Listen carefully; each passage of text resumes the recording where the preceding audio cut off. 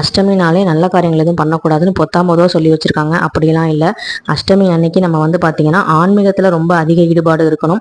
அதனால தான் வந்து பார்த்தீங்கன்னா அஷ்டமி தினத்தில் வந்து அஷ்டலட்சுமிகளும் வந்து பார்த்தீங்கன்னா பைரவ மூர்த்தி வந்து வணங்குவாங்க.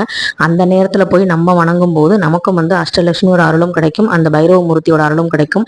அது மட்டும் இல்லாமல் திருஷ்டிகளுக்காக வந்து பார்த்தீங்கன்னா வெண்பூசணி தீபம் வந்து ஏற்றுவாங்க.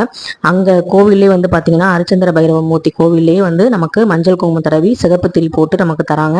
அது வந்து ஏற்றும் போது போன வருஷம் ஏற்றினப்ப சில சங்கடங்கள்லாம் இருந்துச்சு, அந்த சங்கடங்கள்லாம் தீர்ந்துச்சு.